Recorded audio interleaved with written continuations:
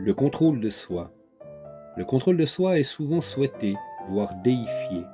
Il nous est vendu à toutes les sauces dans des thérapies, entre guillemets, des plus farfelues. On l'affilie souvent à la promesse qu'une fois acquis, nous serons capables de contrôler ceux qui nous entourent. Une autre promesse ayant le vent en poupe, c'est celle qui nous promet la capacité de stoïcisme absolu dans toutes conditions, le temps qu'il le faudra. Une capacité d'immobilisme total face à l'action. C'est peut-être oublier que dans un univers fini, toute action, qu'elle soit passive ou active, génère des réactions.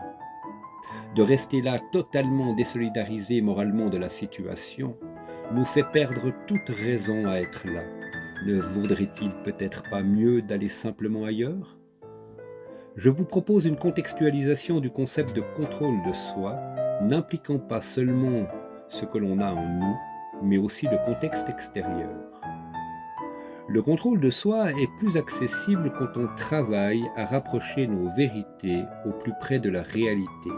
Et pour ceci, il nous faut connaître à minima l'humilité.